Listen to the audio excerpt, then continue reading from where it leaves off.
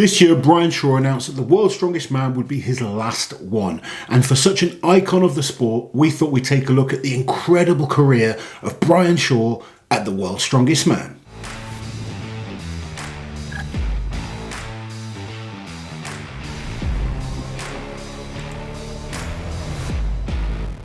Big Brian Shaw, what an unbelievable career he's had, but particularly at the World's Strongest Man, I think when it comes to that particular contest, he goes down right now as the GOAT, the greatest of all time in terms of total achievement of what he's done in that contest. I completely agree, and I know there's an argument for Mariusz Pudzianowski, who obviously has one more win than Brian at Worlds, but when you put it all together and look at, like you say, longevity, the length of his career there, what he's achieved who at he was the World's up Strongest against Man. as well. Yes, 100%. But we're going to dive into that now, taking a look back at the World's Strongest Man career of Brian Shaw. So Brian's World's Strongest Man career started way back in 2008, and he just happened to be in a group with me, Uncle Oz, Mariusz Pudzianowski, Harold Haugen, who was just an absolute beast, Louis-Philippe Jean from Canada, and the world powerlifting champion, Brian Siders. Now back then, Brian was much, much smaller than the giant that we kind of come to recognise these days. Obviously very tall, but coming from a basketball background, he was a lot more athletic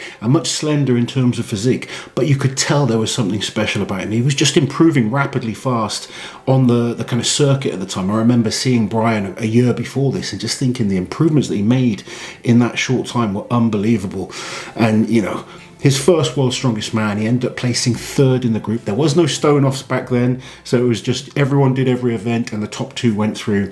The top two happened to be Mariusz Pudzianowski and Harold Haugen. So in 2009, Brian returned to the World's Strongest Man, and fans were in for a real treat when he was put in a group with Zydrunas Savickas, and this will be our first proper Brian versus Z battle. Now, Zydrunas was returning to the World's Strongest Man after a few years off, as he had competed in the IFSA World Championships instead. So the landscape of the World's Strongest Man changed considerably in the 2009 competition. But of course, Zydrunas was a two-time IFSA World Champion, so he was never going to be an easy man to beat. No, the 2009 contest really kind of got the sport back together in terms of everyone was competing against everyone once again, and this was a hell of a lineup, and Brian and Zydrunas in the same group. I know, no one else wants to be in that group. Unsurprisingly, those two qualified from the group, with Zydrunas winning and Brian placing second, but they were both so dominant in the group stages that neither of them needed to do the stones. They both automatically qualified. So Brian came third in the final, and one event that he really stood out on was the arm-over-arm boat pull up the ramp. He was 7 seconds faster than second place, which was Mariusz Pudzianowski, who up until that point had been so dominant in events like that. Yeah, Brian really showing what he was capable of, and obviously Brian ended up third in the final that year. Mariusz Pudzianowski was second, and that was the last time we ever saw Mariusz competing in the World's Strongest Man, and Zydrunas went on to win his first World's Strongest Man title that year. So 2010 was a controversial year when it comes to competition. Brian absolutely dominating his group, winning 4 out of the 6 events. But it was on the loading through the water where his final sack fell, and it ended up costing him going from first place to third place in that event, which meant Zydrunas and Brian ended up tying on points at the end of the competition. Now, if the competition was run on last event like it is now, Brian would have gone on to win the competition. However, back then they used to go on countback, so you look at each individual event, and whoever has the most first places will then go on to take the title. If it's still tied, then it goes to second places, and Zydrunas ended up with 2 firsts, 1 tie for first and 1 second place. Brian had 2 firsts, 1 tie for first, but 0 second places. So Brian just missing out on winning his first World's Strongest Man, and Zydrunas taking his second. And this was actually the year where they ended up changing the rule, because I think it's not so much that the fans wouldn't understand it. I think countback's easy to understand, but they want the glory of whoever places the last stone first to be, yes, I'm the one who won, and not like going to a calculator and a spreadsheet and everything and a confused look on the athletes' faces. So Brian returned to the competition in 2011, and rather than be defeated by what happened the year before, he came back hungrier than ever. He was very dominant in the group stages, winning 4 out of 6 events there, and found himself in probably one of the most stacked finals in World's Strongest Man history, with the likes of Zydrunas Savickas, Titus Lallis, Hathor Bjornsson, Mike Jenkins, a prime Laurence Shahlaei and Terry Hollins, and a few other massive names at the time. But ultimately, Brian's consistency would pay off. He only won one event in the final, but his performances were enough overall to take his first World's Strongest Man win. This is where Brian really sort of started to become one of those athletes that had no weaknesses. Yes. And it's what made him so good. You could chuck him into any competition and he'd do well at this time. And it was kind of evident in this final. No incredible one-off performances, but he was consistently there or thereabouts on almost every single event. So at this time, 2012 was considered a poor year for Brian Shaw. He was suffering with a few injuries at this time and only did enough to place 4th at the World's Strongest Man. One of his worst performances around this time in his career. But Brian didn't kind of let that bother him as he moved on to 2013 and came back like an absolute warrior, dominating the group stages and taking his second World's Strongest Man win. Such a good way to come back, because back in 2012, he was really suffering. He didn't do so well at the Arnolds, he didn't do so well at World's Strongest Man in the major shows that he'd always be focused on. And a lot of people were saying, oh, maybe Brian's kind of not going to be the dominant force that people thought.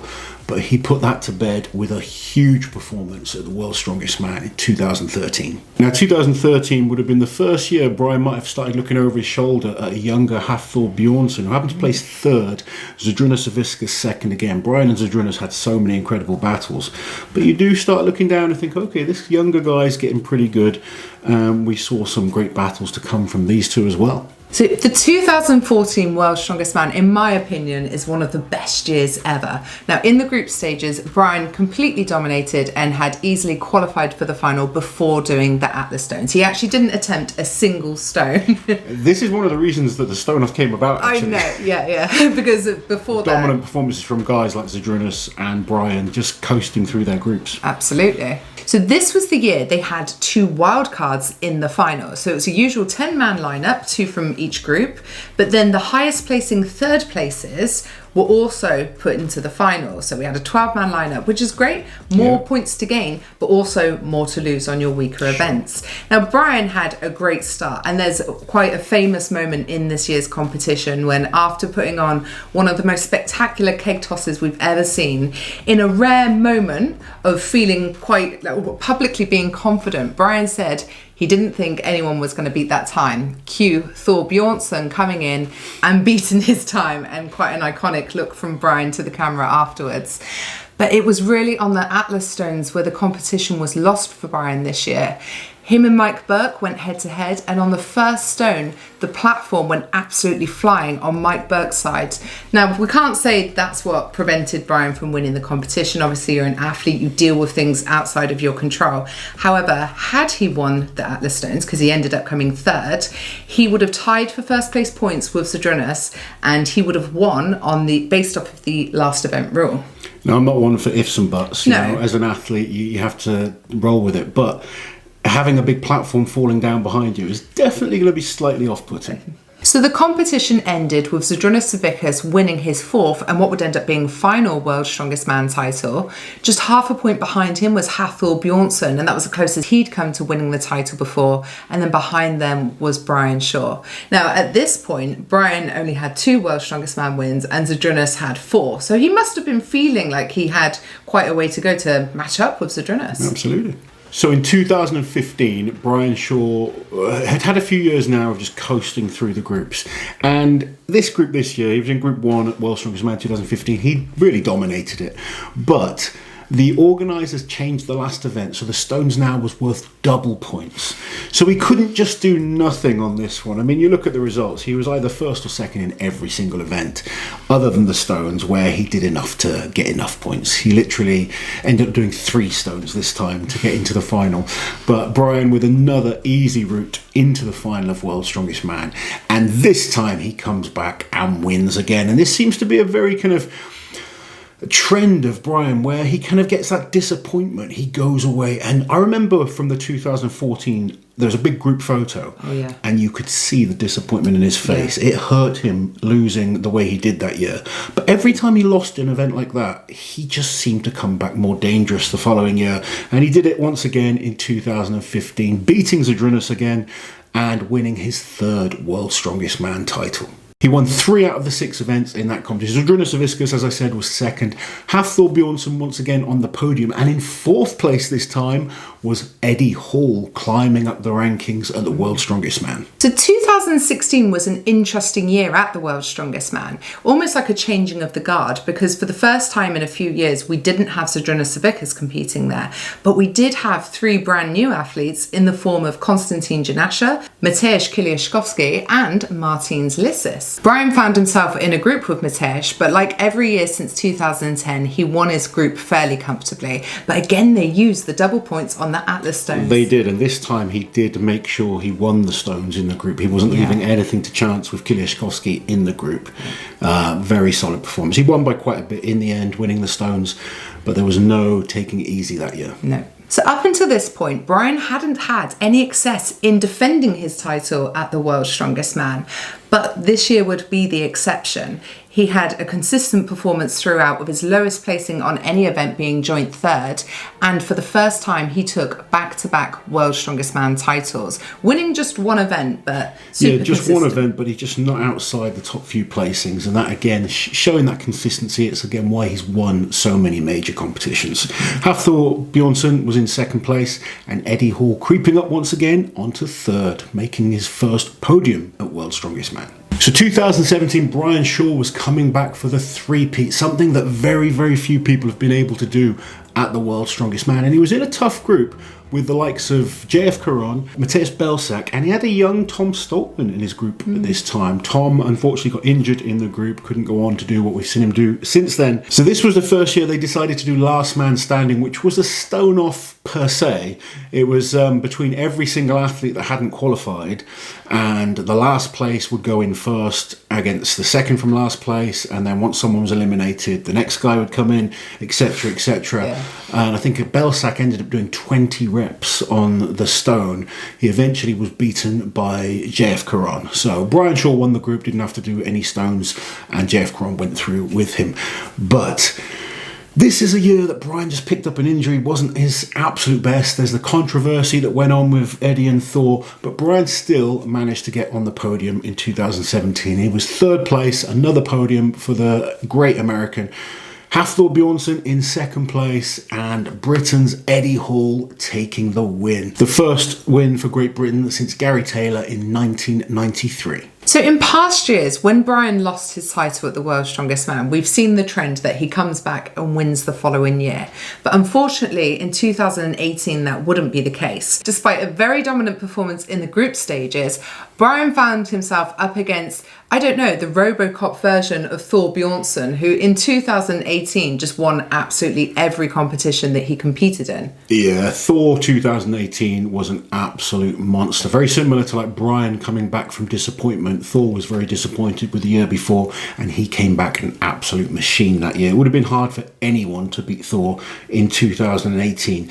And Kiliashkovsky as well was unbelievable that year. But Brian still getting on the podium once again, a 3rd place finish at the World's Strongest Man. 2019, we're starting to see a lot more new faces at the World's Strongest Man, and Brian was in a group with Alexei Novikov and Trey Mitchell. The experience of Brian Shaw making sure he won the group once again at World's Strongest Man. The amount of times he's won his group is just incredible. Move on to the final, and it was one of Brian's lowest places at the World's Strongest Man, ending up 6th overall. He was actually tied 5th with Tom Stoltman, but the way they do World's Strongest Man is the winner of the last event ends up placing higher. It was only a 5-event final, which in my opinion is far too few events for a final of World's Strongest Man, and Brian Shaw making the final once again.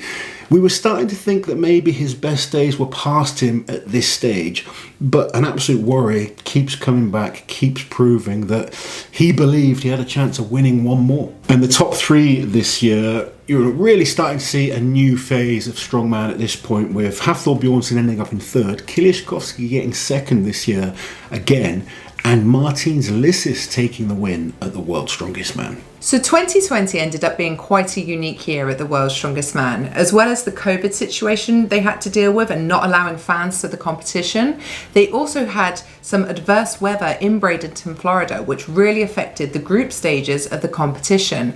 And for the first time in many, many years, the World's Strongest Man was brought indoors for a few events. But ever the pro, it didn't affect Brian Shaw, who once again won the group stages comfortably and found himself in another World's Strongest Man final, and he would end up placing 5th overall. Yeah, we say not the best performance for Brian, but still a 5th place at the World's Strongest Man, once again showing that consistency over such a prolonged period of time. Alexei Novikov took the win this year, Tom Stoltman was 2nd, and JF Caron getting onto the podium for the first time ever to round out the 2020 podium. So after a few years of Brian's performances just slipping a little bit at World's Strongest Man, people were starting to question whether he was going to be a contender to win the World's Strongest Man again, myself included, and he really surprised everyone coming back in 2021. Another solid performance in a tough group, has to be said, and he was so close to winning this year, ended up taking 2nd place to a mighty impressive performance from Tom Stoltman. But incredible at this stage of his career to still be in a title race. Yeah. You know, we've seen Zydrunas come in 10th in the final at World's Strongest Man after kind of passing his best. Brian was still challenging for World's Strongest Man titles past his best.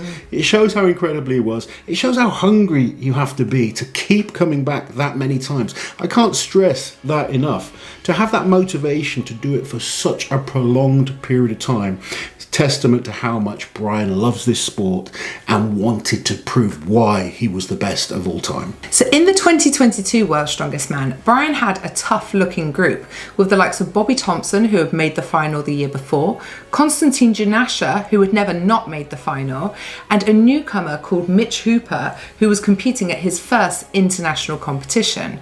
Well, for the first time in 12 years, Brian Shaw did not win the group stages and was forced to do the stone off. But quite happily, I guess, for him, unfortunate for Bobby Thompson, Brian only had to lift 1 stone in order to qualify through to the final. Brian put on a solid performance in the final, but with the likes of Martins Lissis and Alexei Novikov back in the competition, 2nd, 3rd and 4th place from the previous year were all pushed down 2 places to make way for them two on the podium, with Tom Stoltman winning the title once again and Brian ending up in 4th place. And that takes us to the 2023 World's Strongest Man competition. Brian Shaw announced previous to this that it's going to be his last one, and he was training like a madman for it. Unfortunately, back in January, he had some issues with his leg, took him into hospital, ended up having quite a nasty infection in it.